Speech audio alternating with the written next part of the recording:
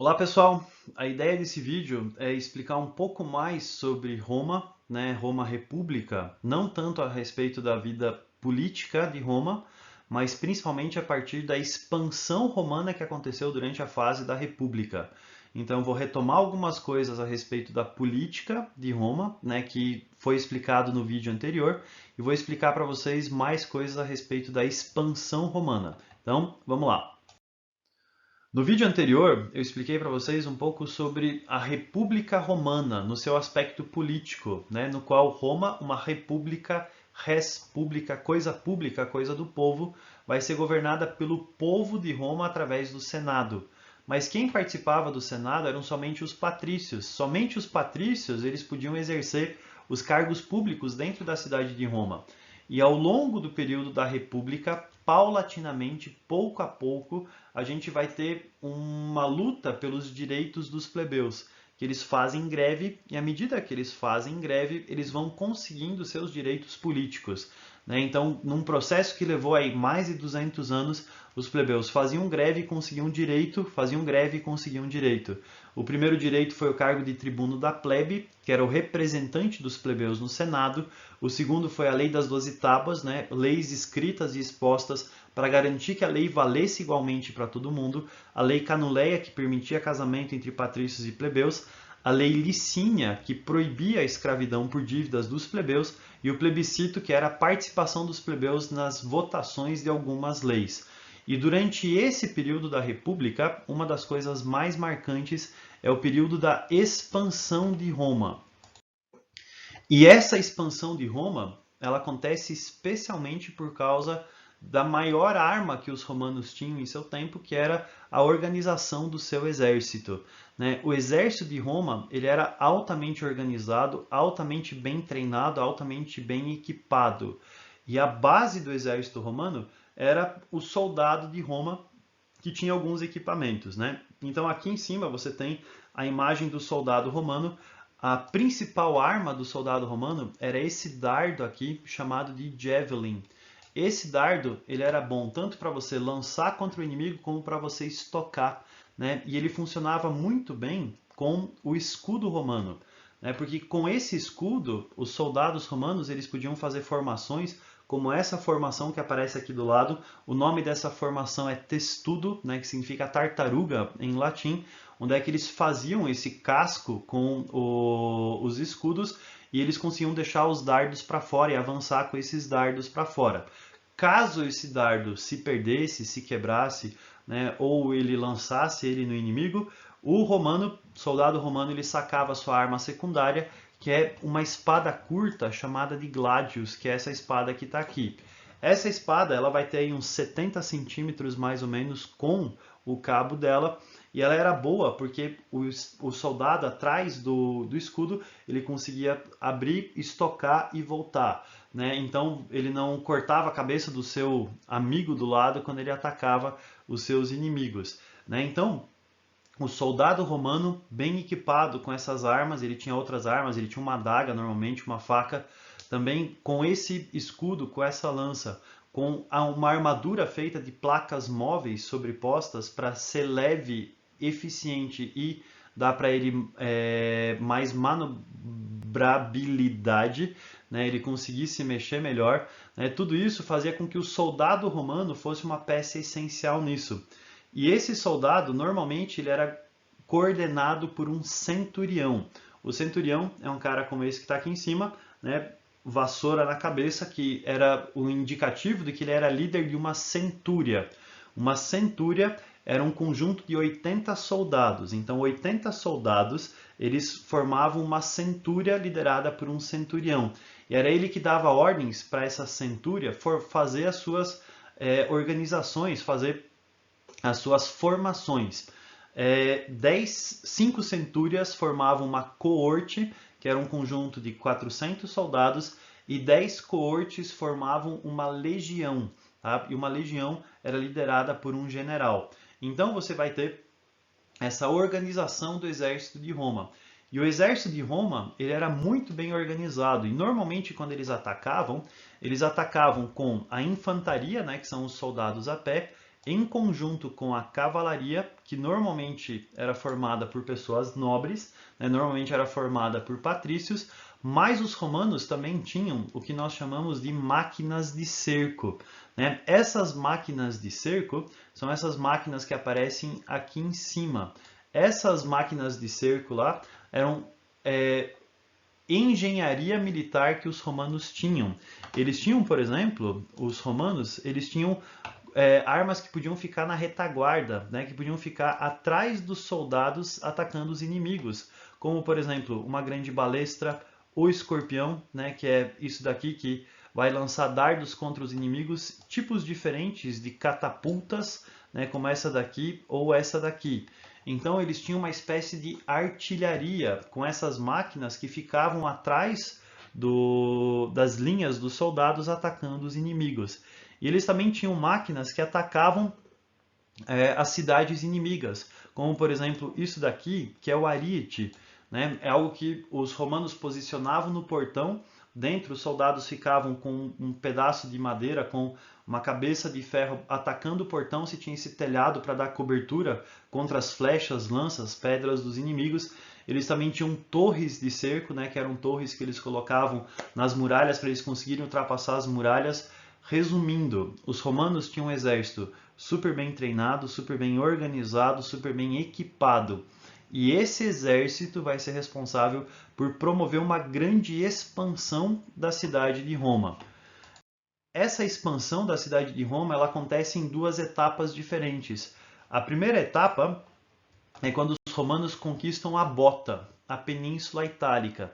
E nessa expansão, os romanos eles vão ter guerras principalmente com os etruscos, né, que ficam no norte da Itália, mas o povo que vai dar mais trabalho para os romanos são os gregos, que ficavam aqui no sul da Itália. E quando os romanos entram em guerra com os gregos, né, os gregos vão chamar um general ateniense chamado de Pirro para organizar suas defesas. O general Pirro vai dar muito trabalho mesmo para os romanos, mas no final das contas os romanos vão derrotar gregos, etruscos, os outros povos da Península Itálica e vão conquistar a Península Itálica.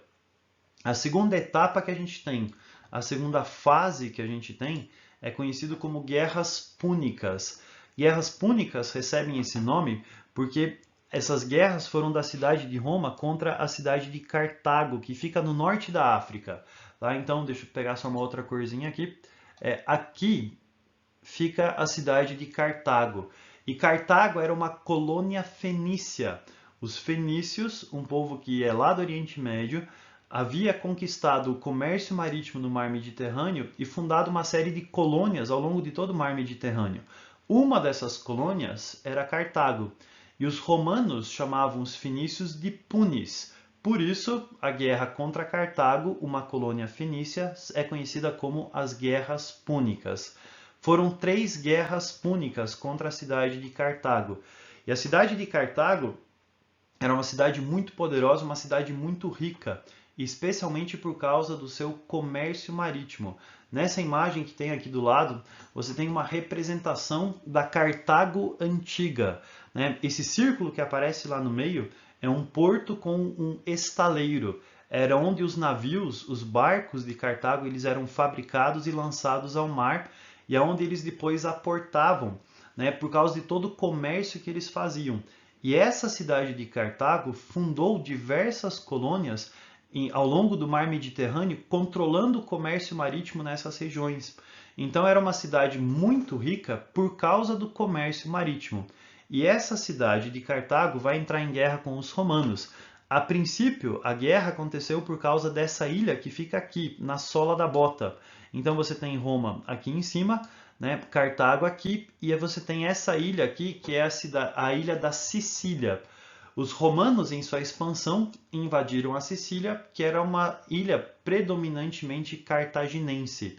E assim você vai ter uma guerra entre romanos e cartaginenses. Nessa guerra aqui, os romanos vão vencer, né, esse primeiro conflito entre os romanos e os cartaginenses. 10 anos depois, um general cartaginense chamado Aníbal Barca, querendo limpar a honra do seu pai, que tinha sido derrotado na Primeira Guerra Púnica, resolve punir a cidade de Roma e invadir a cidade de Roma. ele monta um baita de um exército, 50, 60 mil soldados, elefantes no meio desse exército como armas, e ele vai descarregar os seus soldados onde é que hoje é a Espanha, e vai conquistando territórios, né, que pertenciam aos romanos em todo esse caminho aqui, derrotando as tropas romanas ao longo do caminho. No final das contas, Roma acaba, para enfraquecer Aníbal atacando Cartago, né, Aníbal tem que defender a cidade de Cartago, acaba sendo derrotado nisso.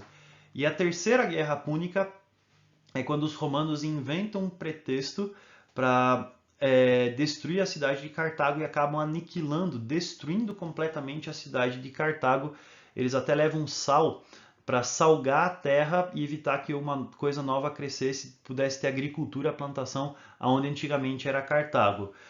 Eu não dou aula de história voltada para a história militar, então táticas de batalhas, particularidades das batalhas, não é muito meu forte aqui, né? Você pode ter outros vídeos que vão explicar isso com muito mais profundidade. A minha principal preocupação aqui não é explicar a guerra em si, mas as consequências que essa guerra trouxe para Roma. E essas consequências são muitas e são muito importantes. A primeira consequência é que depois dos romanos derrotarem os cartaginenses, o mar Mediterrâneo, né, o nome Mediterrâneo significa no meio da terra, né, porque eles acreditavam que o mundo naquele tempo era Europa, África, Ásia e o mar Mediterrâneo aqui no meio, por isso Mediterrâneo, no meio da terra. Os romanos passam a chamar o mar Mediterrâneo de Mare Nostrum, o mar é nosso, ou seja, o mar Mediterrâneo passa a ser uma lagoa dos romanos. Os romanos conquistam todo o território que está em volta do mar Mediterrâneo. E isso vai provocar uma série de consequências para a cidade de Roma.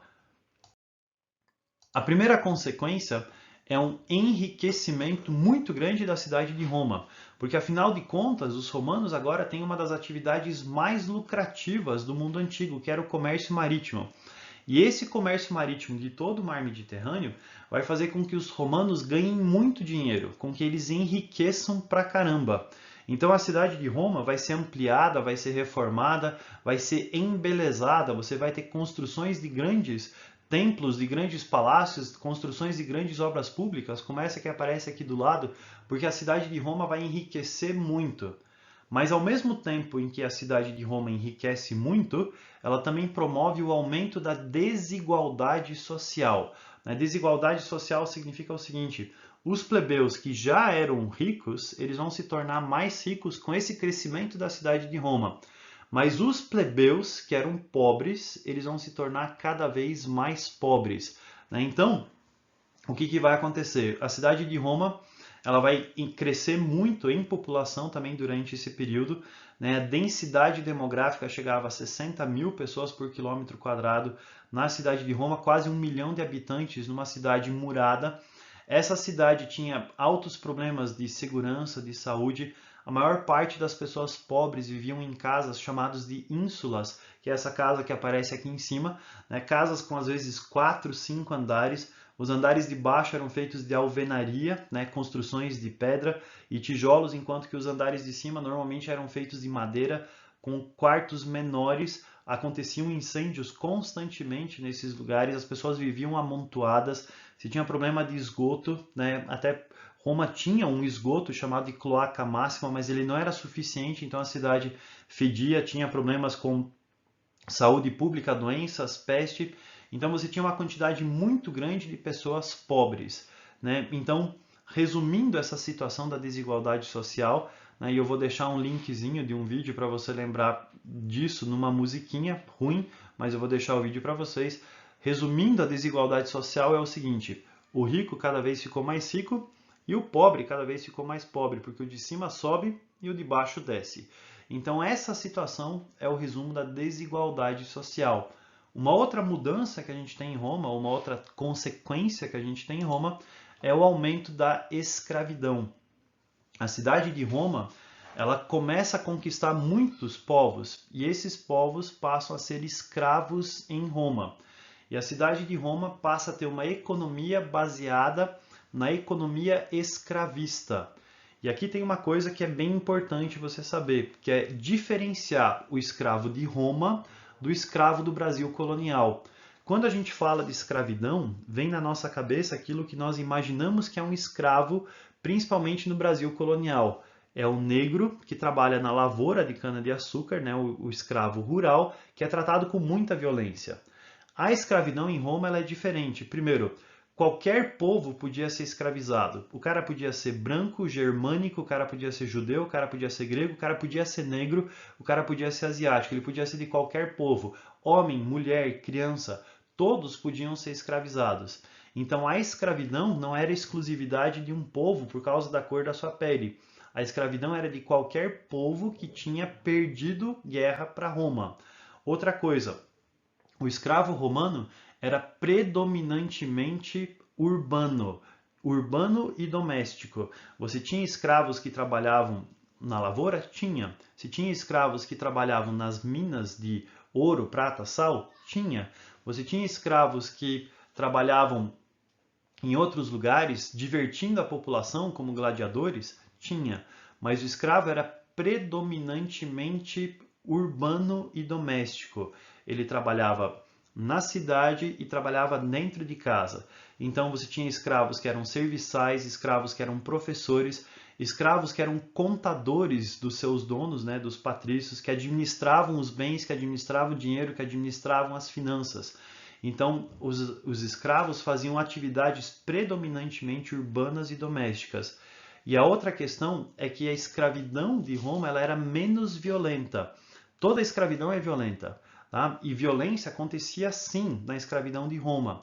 Mas as relações entre senhores e escravos, elas tinham alguns laços diferentes, porque às vezes o escravo era tratado como se fosse um membro da família.